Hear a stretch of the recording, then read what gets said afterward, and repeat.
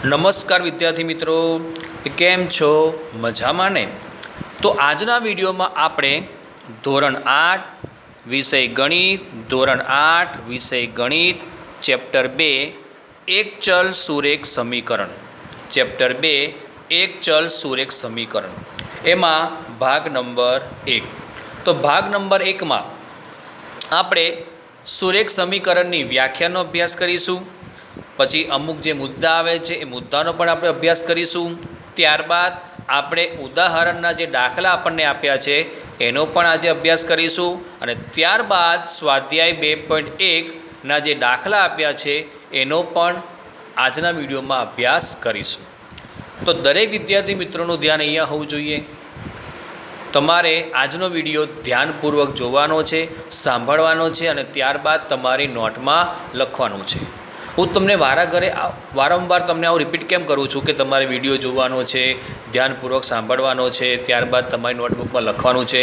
તો એનું કારણ છે કે ચેપ્ટર 2 યાની સમીકરણના જે દાખલા છે, જો તમને અત્યારથી સમીકરણના દાખલા તમને આવડશે તો ધોરણ 9માં 10માં તમને કોઈ તકલીફ પડશે નહીં.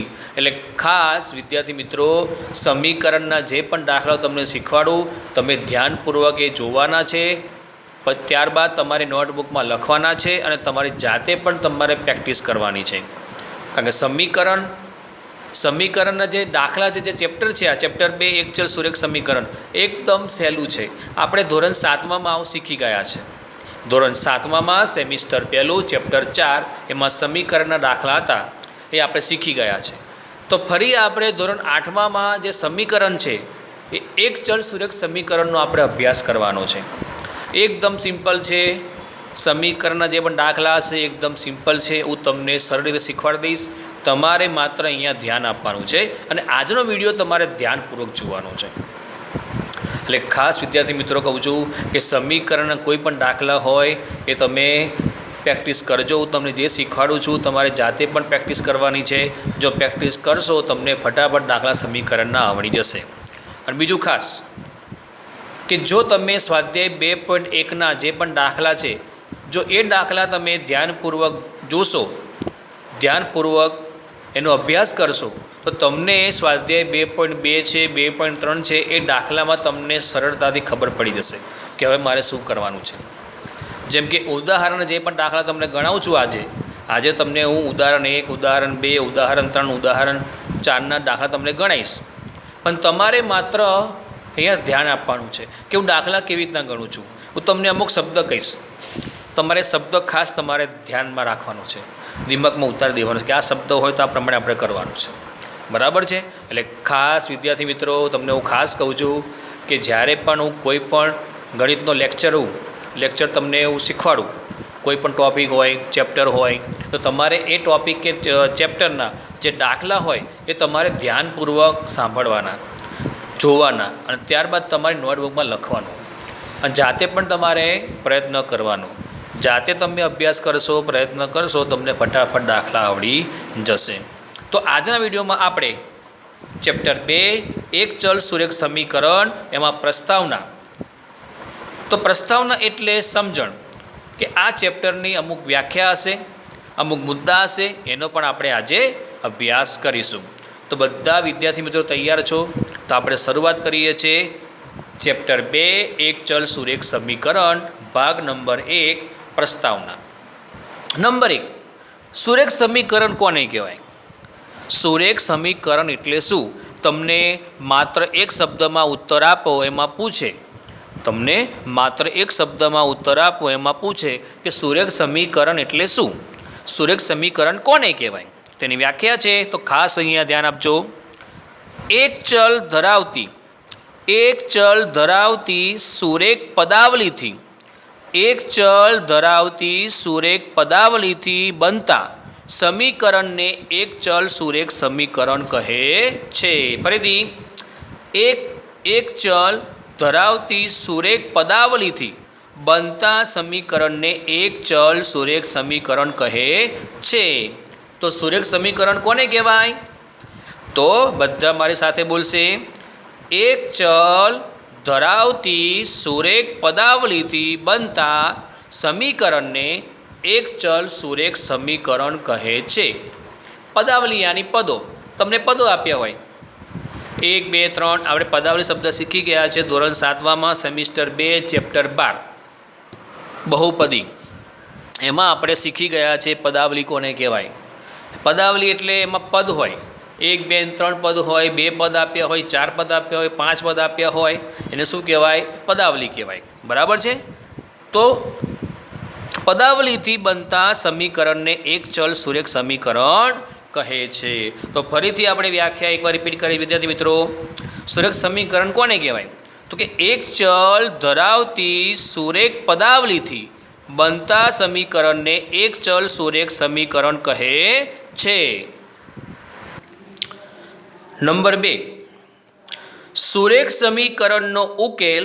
સુરેખ સમીકરણનો ઉકેલ કોઈ પણ સમય સંખ્યા હોઈ શકે છે. સુરેખ સમીકરણનો ઉકેલ કોઈ પણ સમય સંખ્યા હોઈ શકે છે. શબ્દ શું આવ્યો? સમય સંખ્યા. તો સમય સંખ્યા કોને કહેવાય? મેં તમને ચેપ્ટર 1માં એની વ્યાખ્યા લખાઈ દી. સમય સંખ્યા કોને કહેવાય? ચલો કોને યાદ છે?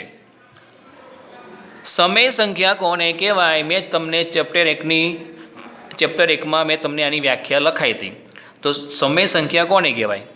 ચલો કોણ કહેશે મને? વિદ્યાર્થી મિત્રોમાંથી કોણ કહેશે મને?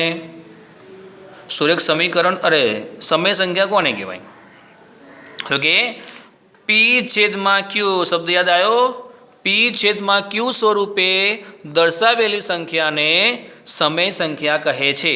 તો સમીકરણનો કોઈ પણ દાખલો હોય જેને આપણે અંશ અને છેદ કહીએ છીએ, યાની x/5 આપ્યા હોય, y/2 આપ્યા હોય, તો આવા સમીકરણ હોય, આવી સમય સંખ્યાના દાખલા પણ સમીકરણમાં આવી શકે છે.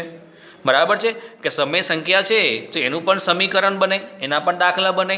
તો તમને સમીકરણના પણ અમુક દાખલા આપ્યા હશે, યાની x/5 y/2 એવી રીતે તમને પદ આપ્યા હશે જેને આપણે પદાવલી કહીએ છીએ. બરાબર, એવી પદાવલી તમને આપી હશે. સમય સંખ્યાની પદાવલી પણ તમને આપી હશે. એનો આપણે ઉકેલ મેળવવાનો છે. નંબર 3, સમીકરણની બંને બાજુઓ સુરેખ પદાવલીઓ હોઈ શકે છે. સમીકરણની બંને બાજુએ સુરેખ પદાવલી હોઈ શકે છે. સમીકરણની બંને બાજુએ સુરેખ પદાવલીઓ હોઈ શકે છે. બાજુ એટલે કઈ? ડાબા અને જબા. આ તમારે ખાસ યાદ રાખવાનું છે કે ડાબા અને જબા. ડાબા જબા એટલે આ ચેપ્ટરમાં અગત્યનું. સમીકરણના કોઈ પણ દાખલા હશે એમાં ડાબા જબા જે બાજુઓ છે, બાજુ અગત્યની છે. કેમ કે આપણે નિશાની અમુક ચેન્જ કરવાની આવશે. ડાબાથી જબા જવાનું આવશે, જબાથી ડાબા જવાનું આવશે.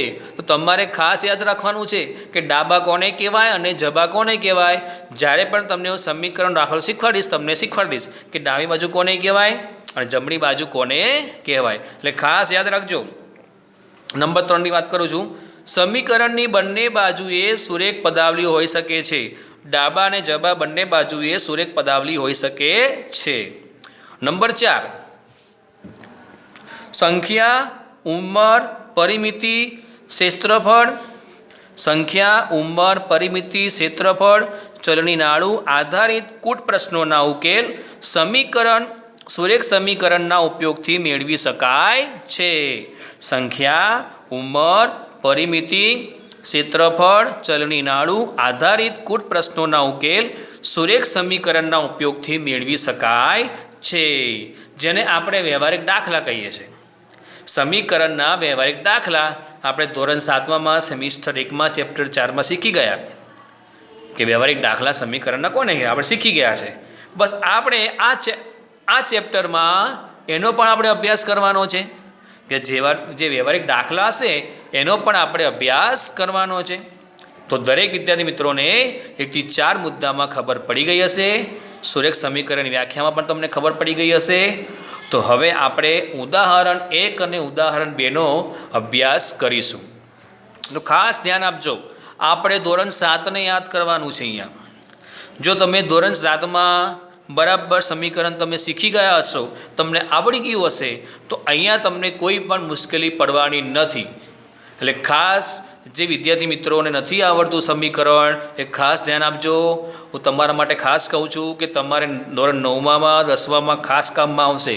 આ ધોરણ 7 અને 8માં સમીકરણ કેમ આપે છે એનું કારણ શું? ધોરણ 6માં પણ સમીકરણ આવે છે પણ એના દાખલા અમુક ઓછા હોય છે. ખાલીની વ્યાખ્યા માટે છોકરાઓને ખબર પડે એના માટે સમીકરણ ધોરણ 6, 7 અને 8માં મૂકીએ છીએ. કેમ કે છોકરાઓને ખબર પડે કે સમીકરણમાં હવે શું કરવાનું છે. જો તમે અત્યારથી ધ્યાન આપશો સમીકરણના દાખલામાં તમને ફટાફટ દાખલા આવડી જશે અને આગળના ધોરણમાં તમે કોઈ પણ ધોરણ દસો 9, 10, 11, 12 એમાં દાખલા સમીકરણ આવશે ને આવશે. પણ જો તમને એ જ ખબર નહીં હોય કે ડાબા જબા શું કહેવાય, દાખલો કેવી રીતના ગણવાનો, શરૂઆત ક્યાંથી કરવાની તમને ખબર જ નહીં પડી હોય તો તમે દાખલા ગણી શકશો નહીં. તમને સમીકરણ અઘરું લાગશે. પણ સૌથી ચેપ્ટર ઇઝી ચેપ્ટર 2 જ છે સમીકરણ. આ ખાસ યાદ રાખજો કે સમીકરણ એકદમ સિમ્પલ છે. તમારે માત્ર અહીંયા ધ્યાન જ આપવાનું છે. તો આજનો વિડીયો ફરી કહું છું ધ્યાનપૂર્વક જોવાનો છે. ખાસ તમે જોજો. હું દાખલો તમને સમીકરણ કેવી રીતે સમજાવું છું. બરાબર છે? તો ચલો આપણે શરૂઆત કરીએ છીએ ઉદાહરણ 1 અને ઉદાહરણ 2. તો પહેલાં આપણે જોઈશું ઉદાહરણ 1. તો ખાસ અહીંયા ધ્યાન આપજો. હું દાખલો તમને કેવી રીતના ગણાવું છું ઉદાહરણનો. ચલો ઉદાહરણ 1, 2x - 3 = 7. આને પદાવલી કહેવાય. શું કહેવાય? આને પદાવલી કહેવાય. આને પદાવલી કહેવાય. તો કે 2x - 3 = 7. 2x - 3 = 7. હવે શરૂઆત ક્યાંથી કરવાની? દાખલાની શરૂઆત ક્યાંથી કરવાની? પણ એના પહેલાં આપણે બાજુઓ શીખી લઈએ. તો આને કહેવાય છે ડાબા અને આને કહેવાય છે આને કહેવાય છે જબા. ફરીથી આને કઈ બાજુ કહેવાય છે? આને ડાબા આની ડાબી બાજુ કહેવાય છે અને આને જબા આની જમણી બાજુ કહેવાય છે. બસ આટલું તમારે યાદ રાખવાનું છે. બરાબર છે? આને ડાબા કહેવાય તો આને જબા કહેવાય. ડાબા જબા, ડાબા જબા, ડાબા જબા, ડાબા જબા, ડાબા જબા, ડાબી બાજુ જમણી બાજુ, ડાબી બાજુ જમણી બાજુ. રાઈટ? તમને ખબર પડી ગઈ? હવે આપણે દાખલાની શરૂઆત કરીએ છીએ. તો જ્યારે પણ તમે સમીકરણનો કોઈ પણ દાખલો ગણો છો તો નિશાની ખાસ તમારે અહીંયા માટીની મૂકવાની અહીંયા. બરાબર છે? ખાસ. ચલો શરૂઆત કરીએ છીએ. તમને ખબર પડી ગઈ ડાબી બાજુ કોને કહેવાય અને જમણી બાજુ કોને કહેવાય? ખબર પડી ગઈ. શરૂઆત ક્યાંથી કરવાની છે? તમારે નિશાની માટીની મૂકવાની છે. હવે સાંભળજો. હવે સમીકરણનો કોઈ પણ દાખલો ગણો છો તમારે પહેલાં ચલ જોવાનું. તો અહીંયા ચલ કયો છે? તો અહીંયા કે ચલ આપણને અહીંયા એક્સ આપ્યો છે. એક્સ સાથે કોઈ પણ સંખ્યા ગુણાય એને શું કહેવાય? આપણે શીખ્યા હતા એને શું કહેવાય? સહગુણક કહેવાય. બરાબર છે? કે ચલ સાથે કોઈ પણ સંખ્યા હોય એને શું કહેવાય? સહગુણક કહેવાય. તો પહેલાં આપણે ચલ સાથે કઈ સંખ્યા અહીંયા જોડાયેલી છે? કોનો ગુણાકાર ચલ સાથે કર્યો છે? તો કે 2x. તમારે પહેલાં આ જોવાનું. બસ ચલવાળી સંખ્યા પહેલાં લઈ લેવાની. શોર્ટમાં તમને શીખવાડી દઉં કે ચલ દેખાય ને એ ચલ તમારે પહેલાં લેવાનું. એ ચલ તમને કોઈ સંખ્યામાં આપ્યું હોય કે એકલો પણ તમને ચલ આપ્યો હોય. બરાબર? ચલ કોને કહેવાય? આપણે શીખી ગયા કે A થી Z સુધીના કોઈ પણ મૂળાક્ષરને આપણે ચલ કહીએ છીએ. બરાબર? ચલની કિંમત હંમેશા શું હોય છે? 1 હોય છે. બરાબર છે? ચલો તો જ્યારે પણ તમે દાખલો ગણો છો સમીકરણનો તો પહેલાં આપણે ચલ જોવાનું. એ ચલ એ કોઈ સંખ્યા સાથે હોય કે એકલો હોય. બરાબર છે? તો અહીંયા શું લખશું? પહેલાં 2x ને આપણે બહાર કાઢીશું. 2x બરાબર. હવે આપણે પહેલાં જબા લેવાનું. ડાબા ક્યારે લેતા નહીં. પહેલાં હંમેશા જબા લેવાનું પછી આપણે ડાબા લેવાનું છે. તમે દાખલો ગણો સમીકરણનો કોઈ પણ દાખલો ગણો છો ત્યારે હંમેશા તમારે પહેલાં જબા લેવાનું. બરાબર છે? તો અહીંયા 7 લેશું. હવે અહીંયા જોઈએ ડાબી બાજુ જોઈએ કે -3 છે. તો ડાબીથી મારે જમણી જવું હોય તો નિશાની ચેન્જ થાય. તો માઇનસ છે તો અહીંયા પ્લસ થઈ જશે 3. બરાબર છે? ડાબીથી જમણી જવું હોય, ડાબાથી જબા જવું હોય તો નિશાની ચેન્જ કરવાની. માઇનસમાં છે તો અહીંયા પ્લસ થઈ ગયા. માટે 2x બરાબર 7 ને 3 10. બરાબર છે વિદ્યાર્થી મિત્રો? માટે x બરાબર 10/2. તો આ બંને વચ્ચે ગુણાકારનો સંબંધ કયો સંબંધ કહેવાય? બંને વચ્ચે ગુણાકારનો સંબંધ છે. ગુણાકાર હોય તો ભાગાકાર કરવાના. શબ્દો મારો ખાસ અહીંયા ધ્યાન આપજો, લખું છું અહીંયા. ગુણાકાર હોય તો ભાગાકાર કરવો. ગુણાકાર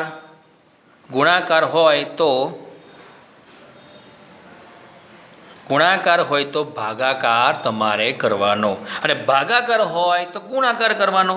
દાખલા પણ આવશે, એ દાખલા પણ આવશે કે ગુણાકાર કેવી રીતના કરવાનો, ભાગાકાર કેવી રીતના કરવાનો, એના પણ દાખલા હશે. ચલો, તો અહીંયા બંને વચ્ચે ગુણાકારનો સંબંધ છે. 2x વચ્ચે ગુણાકારનો સંબંધ છે. તો ગુણાકાર હોય તો શું કરવાના? આપણે ભાગાકાર કરવાના. અને x બરાબર 10/2. તો 2નો ઘડીએ બોલો 10 ના આવે ત્યાં સુધી તો આપણને આવડે જ છે કે 2 પંચા 10. તો આપણે જવાબ શું આવ્યો? માટે x બરાબર 5. હવે જવાબ શું આવ્યો? x બરાબર 5. તો દરેક વિદ્યાર્થી મિત્રોને ઉદાહરણ 1માં ખબર પડી ગઈ હશે. હવે આપણે ઉદાહરણ 2 જોઈએ. ડાબા અને જબા તમને ખબર પડી ગઈ હશે. ચલો, માટે પહેલાં આપણે શું કરશું? ચલવાળી સંખ્યા હોય એને આપણે બહાર કાઢીશું, નીચે ઉતારશું. તો અહીંયા કઈ સંખ્યા ચલવાળી છે? વેરી ગુડ, તમને આવડી ગયું. 2y. કઈ છે? 2y બરાબર પહેલાં શું લેવાના? ડાબા કે જબા લેવાના? અરે વેરી ગુડ, જબા, યાની 4. હવે શું કરશું? +9 છે, મારે 9ને જમણી બાજુ લઈ જવા છે. તો શું કરીશું વિદ્યાર્થી મિત્રો? નિશાની આપણે ચેન્જ કરવાની છે. પ્લસ છે તો માઇનસ થઈ જશે. તો -9 માટે 2y બરાબર 9માંથી 4 બાદ કરો. 9માંથી 4ને કાઢી નાખો, કેટલા રહેશે? Very good, -5. કેમ -5 છે? કે અહીંયા -9 મોટા છે એટલે જવાબ શું આવશે? -5. માટે કયો સંબંધ કહેવાય? ગુણાકારનો. શોર્ટમાં લખું છું ગુકા. ગુણાકારનો સંબંધ છે. શું કરશું આપણે? ભાગાકાર. તો y બરાબર -5/2. બરાબર છે. હવે જોઈએ કે 2ના ઘડિયામાં ક્યારે 5 તો આવતા નથી, એટલે છેદ ઉડશે નહીં. જ્યારે છેદ ન ઉડે તો જવાબ એનો એ જ આવે. તો y બરાબર -5/2 આપણો જવાબ છે. હવે આપણે ઉદાહરણ 3નો અભ્યાસ કરીશું વિદ્યાર્થી મિત્રો. ખાસ ઉદાહરણ 3 ધ્યાન આપજો, કારણ કે મેં તમને નંબર 2 પોઈન્ટ શીખવાડ્યો કે સમય સંખ્યા પણ હોઈ શકે છે. આને સમય સંખ્યા કહેવાય, આને p કહેવાય, તો આને શું કહેવાય? q કહેવાય. p/q. બરાબર છે. ચલો ધ્યાન આપો. અહીંયા x/3 વત્તા 5/2 બરાબર -3/2. શબ્દો મારો ખાસ અહીંયા સાંભળજો વિદ્યાર્થી મિત્રો. તમને જ્યારે પણ અંશ અને છેદ અથવા p/q, શોર્ટમાં તમને યાદ કરાવું છું, ખાસ યાદ રાખજો કે જ્યારે તમને અંશ અને છેદ, હું લખું છું અહીંયા, અંશ અને છેદ, જ્યારે તમને અંશ અને છેદવાળા આવા દાખલા પૂછે સમીકરણના, તો તમારે પહેલાં છેદનો શું કરી નાખવાનો? લસા લઈ લેવાનો. શું લઈ લેવાનો? છેદનો તમારે વિદ્યાર્થી મિત્રો લસા લઈ લેવાનો. ખાસ અહીંયા ધ્યાન આપજો કે જ્યારે પણ તમને અંશ અને છેદ આવા સમીકરણના દાખલા પૂછે ને, તો તમારે પહેલાં છેદનો લસા લઈ લેવાનો. ચલો, અહીંયા છેદમાં 3 છે, અહીંયા 2 છે ને અહીંયા 2 છે. 3 છે, 2 છે ને 2 છે, તો આપણે લસા એનો કેવી રીતના લેવાનો તો આપણે શીખી ગયા છે. બરાબર.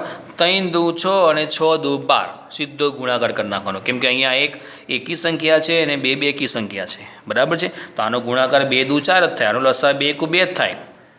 તો અહીંયા 3 દુ 6 અને 6 દુ 12. તો આનો લસા કેટલો આવશે? તો આપણે જો હજુ તમને ખબર ના પડી હોય તો આપણે પેલો એન્ટીના શીખ્યા હતા, ખબર છે? એન્ટીના, આપણે એન્ટીનાને યાદ કરવાનું છે. તો અહીંયા 3 લખીશું, અહીંયા 2 લખીશું અને ફરી અહીંયા 2 લખીશું. બરાબર છે. જો તમને આ રીતે ફાવતું ન હોય ને, તો તમારે શું કરવાનું છે? એન્ટીનાને આપણે યાદ કરવાનું છે. ચલો, તો એન્ટીનાનો નિયમ હતો જેને આપણે લસા કહીએ છીએ. લસાનો એન્ટીનાનો એક નિયમ હતો કે પહેલાં બેકી સંખ્યાએ ભાગ ચલાવવાનો અને એકી સંખ્યા નીચે ઉતારવાની. તો એકી સંખ્યા અહીંયા 3 છે. 2 ભાગ ચલાવીશું. 2 એકુ 2, 2 એકુ 2. ફરીથી અહીંયા 3 છે. 3 એકુ 3, પછી 1 ના 1 અને 1 ના 1. તો આ લસા શું આવ્યો છે આપણો? લસા અહીંયા લસા 12 આવ્યો છે. બરાબર છે.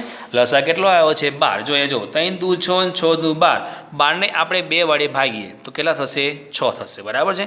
તો ખાસ યાદ રાખજો કે અહીંયા 2 2 છે તો 2 દુ 4 થાય અને 3 ચોક 12 થાય. અહીંયા 2 2 વાર આપ્યા છે તો શું કરવાના આપણે? છેદમાં એને 2 લખી નાખવાના અને 6 દુ અહીંયા 12 થશે. 12 ભાગ્યા 2 એટલે આપણો લસા કેટલો આવશે? અહીંયા 6 આવશે.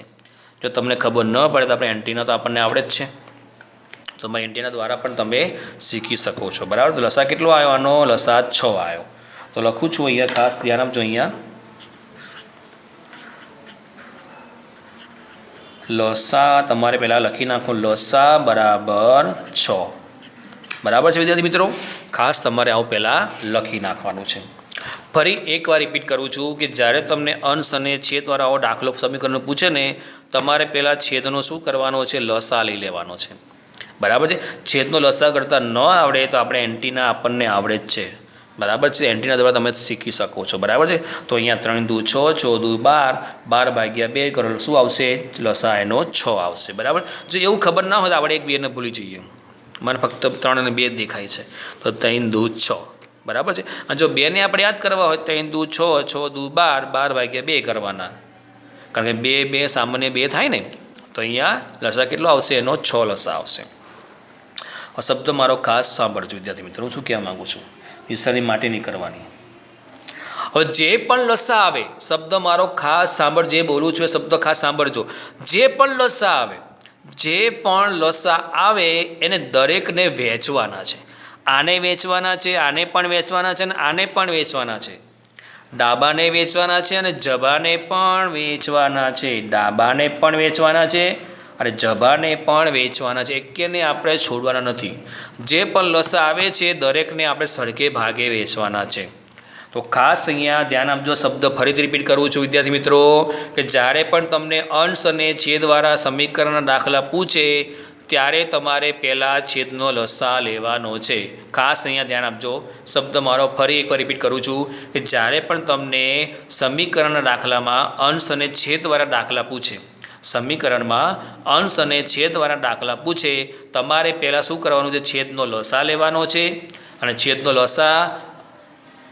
લસા જે આવે છે એને આપણે સરખે ભાગે વેચી દેવાનો છે. તમને જે પણ પદાવલી આપી હોય સમીકરણની એને સરખે ભાગે આપણે વેચી દેવાની છે. ચલો, તો આપણે સરખે ભાગે વેચીએ છીએ. તો પહેલાં લસા કેટલો? 6 છે. 6 ગુણ્યા x/3. બરાબર છે. આ પ્રમાણે તમારે વેચવાનું છે. નિશાની વત્તાની છે. ફરીથી 6 ગુણ્યા 5/2 બરાબર. ફરીથી 6 ગુણ્યા -3/2. બસ તમારે આ પ્રમાણે વેચી દેવાના છે. જે પણ લસા આવે તમારે આ પ્રમાણે વેચવાનું છે. 6 6 6. ખાસ યાદ રાખજો. ફરી એકવાર રિપીટ કરું છું કે સમીકરણમાં અંશ અને છેદવાળા દાખલા પૂછે, તમારે પહેલાં છેદનો લસા લેવાનો છે અને જે લસા આવે એને સરખે ભાગે વેચવાનો છે. જો તમને લસા કરતાં ન આવડતું હોય તો આપણે આ એન્ટીનાનો ઉપયોગ તમે કરી શકો છો સાઈડમાં. ચલો, માટે હવે આપણે અહીંયા છેદ ઉડાડવાના છે. તો 3 દુ 6, 2 તરી 6 અને 2 તરી 6. બરાબર છે. ચલો, 3 દુ 6 કર્યા, 2 તરી 6 થયા અને 2 તરી પણ અહીંયા 6 થયા. હવે શું રહ્યું? 2 અને x, તો બંનેનો ગુણાકાર કરો. 2 ગુણ્યા x એટલે બંને ભેગા થઈ જશે. 2x વત્તા 3 ગુણ્યા 5 ગુણાકાર નીચેની ગુણાકાર કરવાનો. 3 5 15 બરાબર 3 તરી 9. ચલો, ફરીથી એકવાર રિપીટ કરું છું, ખાસ ધ્યાન આપજો. 3 દુ 6 કર્યા, 2 તરી 6 અને 3 દુ 2 તરી 6 અહીંયા કર્યા. શું રહ્યું હવે? 2 ગુણ્યા x તો 2x થયા. 3 ગુણ્યા 5 3 5 15 થયા. બરાબર, નિશાની મૂકી અહીંયા. અને 3 ગુણ્યા 3 તો 3 તરી 9. નિશાની કઈ છે? માઇનસની. જવાબ માઇનસમાં આવશે 9. બરાબર છે। ચલો, માટે 2x બરાબર, હવે શું લેવાના, પહેલાં જબા લેવાના। આપણે ઉદાહરણ 1 શીખ્યા ને, ઉદાહરણ 1 અને 2 પ્રમાણે પાછો દાખલો આવી ગયો। તો -9, 15 શેમાં છે, પ્લસમાં છે, તો થઈ જશે -15, માટે 2x બરાબર માઇનસ માઇનસ પ્લસ 15 ને 9 24, કેવા આવશે, -24, બરાબર છે। કે આપણે નિયમ પણ શીખ્યા છે સરવાળા બાદબાકીનો, કે બે નિશાની બાદબાકી હોય કરવાનો સરવાળો, પણ જવાબ શેમાં આવશે, માઇનસમાં, બરાબર। માટે x બરાબર -24/2 આવશે, કેમ કે ગુણાકાર છે, શોર્ટમાં લખું ગુકા, ગુકા હોય તો શું કરવાનું, આપણે ગુણાકાર કરવાનો, તો ગુણાકાર છે તો શું કરશું, આપણે ભાગાકાર કરશું। માટે x બરાબર, જો 12 દુ 24, તો -12, આપણે જવાબ શું આવ્યો, x બરાબર -12। હવે આપણે ઉદાહરણ 4 જોઈએ। તો અહીંયા આપણને અંશ અને છેદવાળો દાખલો આપ્યો, જો ઉપર અંશ અને નીચે છેદવાળો દાખલો આપ્યો છે, અને અહીંયા કશું નથી, આપણે કોને યાદ કરશું, આપણે છેદમાં કશું નથી, એકને યાદ કરશું, અહીંયા પણ આપણે એકને યાદ કરશું, બરાબર છે। એકને આપણે કેમ યાદ કરીએ છીએ, કેમ કે છેદમાં કશું નથી એટલે આપણે એકને યાદ કરીએ છીએ। તો ઉદાહરણ 4 જોઈએ। 15/4 ઓછા 7x, 15/4 ઓછા 7x/1 બરાબર 9/1। જો તમને રકમમાં જે પદાવલી છે સમીકરણની, એમાં તમને છેદમાં 1 આપ્યો નથી, પણ આપણે છેદમાં 1 કેમ મૂક્યો છે, કે અહીંયા છેદમાં 4 છે, મારે લસા લેવા માટે મેં છેદમાં 1 મૂક્યો છે। ચલો ફરીથી, 15/4 ઓછા 7x/1 બરાબર 9/1। ફરીથી એકવાર રિપીટ કરું છું કે જ્યારે પણ અંશ અને છેદવાળા દાખલા પૂછે, અંશ અને છેદવાળા કોઈ પણ દાખલા પૂછે, તમારે પહેલાં છેદનો લસા લેવાનો છે। લસા શું આવશે આનો, 4 × 4, 4 × 4, તો આનો લસા આવશે 4, લસા બરાબર 4। આનો લસા કેટલો વિદ્યાર્થી મિત્રો આવ્યો, આનો લસા કેટલો આવ્યો, 4 આવ્યો। હવે શું કરશું, આપણે જે પણ લસા આવ્યો છે એને આપણે સરખે ભાગે વેચવાના છે। ચલો વેચી નાખીએ આપણે, 4 × 15/4 ઓછા 4 × 7x/1 બરાબર 4 × 9/1। બસ આ પ્રમાણે તમારે દાખલો ગણવાનો છે, અને આ પ્રમાણે તમારે સમીકરણને વેચવાના છે। જે પણ લસા આવે સમીકરણો આવે છે એને આપણે સરખે ભાગે વેચી દઈએ છીએ। માટે 4 ગયા શું રહ્યું, 15 ઓછા, હવે અહીંયા એકેનો છેદ ઉડતો નથી, 1 અને 4, 4 × 4 જ થવાના છે, એટલે છેદ ઉડશે નહીં। જ્યારે પણ છેદ ન વડે સીધો ગુણાકાર કરવાનો, લખું છું ગુકા, શું કરવાનો, સીધો તમારે ગુણાકાર કરી નાખવાનો, લખું છું અહીંયા ગુકા।